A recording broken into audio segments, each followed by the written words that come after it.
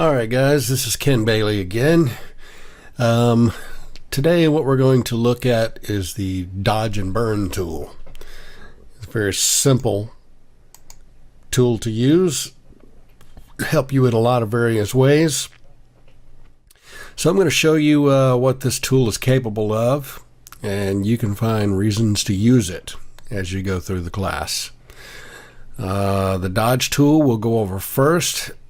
And as you can see, it also has a hotkey, which is the O key. That'll get you into the dodge tool. So let's zoom in on this a little bit. And I'm going to show you quickly what it's going to do for you. See how dark this is in here? Now what the dodge tool is going to do is it's going to help you lighten up areas. So if I click and start dragging in here, you can see that it's slowly making it lighter. If I go here and start going here, you can see it a little more drastically. So depending on what you're doing this on is going to have a lot of effect on how it is responding. Now also up here on the top in your options for this, if I choose shadows, it's going to work a lot better on this because it's looking at the darkest tones. If I choose highlights and then go over here, it's going to make those highlights even hotter. So depending on, see, it doesn't really do anything here when I on highlights, but if it's something that is already lightened, you can make it lighter. You do the midtones. The midtones are going to work well on this facade. And of course it's getting way too light, but what I want to do is just go to extremes to show you how this works. You also have exposure. If I go to 100% and use the midtones, we'll go over here, you can see that's doing it quite harsh. Now if I take this way down to say 20% and we go to this side, you can see that's a lot more subtle.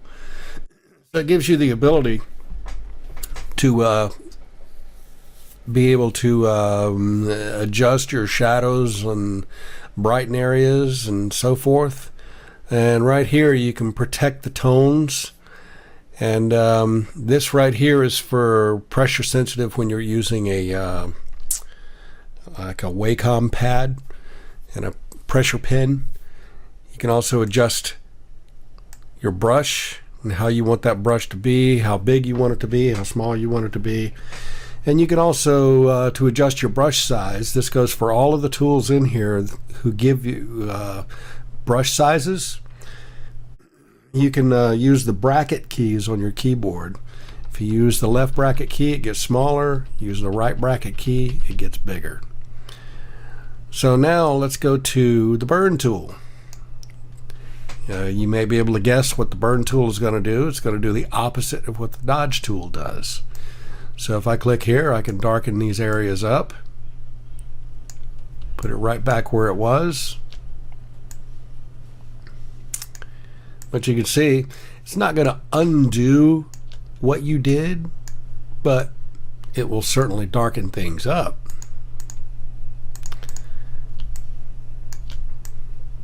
Now up here you can see that just does not look good at all. So what we want to do is let's go to highlights, and when you go to choose highlights, you can see it's responding a little bit better. Let's go back over here to this side. So you can see you lost some detail in here from going one direction and then the other, but regardless, it's showing you what you can do and what you can get away with. Now we got that darkened up. If we want to darken this up over here, maybe this one. Of course this does not look good, but I just want to show you what this can do. You have the same options up here with protecting the tones and exposures, and this here enables the airbrush style built-in build-up effects. If we were using Wacom pads in here, I would show you more about that, but it's not going to really do you any good until using a Wacom pad. So if we go to the sponge tool, guess what the sponge tool is going to do? It's going to soak up your color. So you're basically desaturating any area. Let's see, desaturate and saturate. You can desaturate or saturate.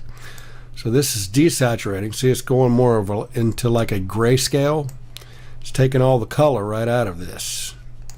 I go down here in the green and start doing this. See, it's just taking the color out. It looks like it's more weathered right there now. It looks like a bad spot in the grass. We'll make this person black and white. So you can do that. You can also saturate. Let's turn up the saturation. And see, that's really making the saturation a lot more. It's almost like giving this place an extreme paint job, right? But even where we took color out, we can add color back in. Of course, once you go one direction then the other, and then you desaturate and then saturate again, it's not going to look very good. But there you have it. And here's an extremely good tool to have open all the time. It's called the history panel. Over here, if we hide that history panel, you can always retrieve that by going under Window, History. And when that's open, what it's doing is it's saving all the things that you're doing, but it's only going to save so many of them. You don't want to set this to save everything you did, because the data is just going to get so heavy that you're not going to be able to function well in your computer anymore. It's going to get slow, could even crash on you. So, you know, leaving it at default to be able to jump back a bunch of spaces if you need is always fine. And if you just go and click up on this image here, that's going to put it right back where we originally started. So this is the way the image was when we first started. So everything I just did has been changed back to normal by having that history panel. It also helps in, you know, you can only undo one time with the command Z, control Z, but what you also have the ability to do is you can step back, like step forward and step backward. If you do Shift Control Z or Alt Control Z, that sends you forward and backward, which is basically like jumping through the history. So it'll send you backwards and forwards in the history. So those are some good things to know.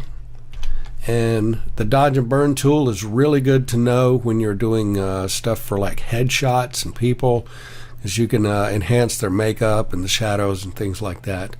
So pretty handy stuff. Anyway, that's the dodge and burn tool and sponge tool, and that's how you use them in the basic format in Photoshop.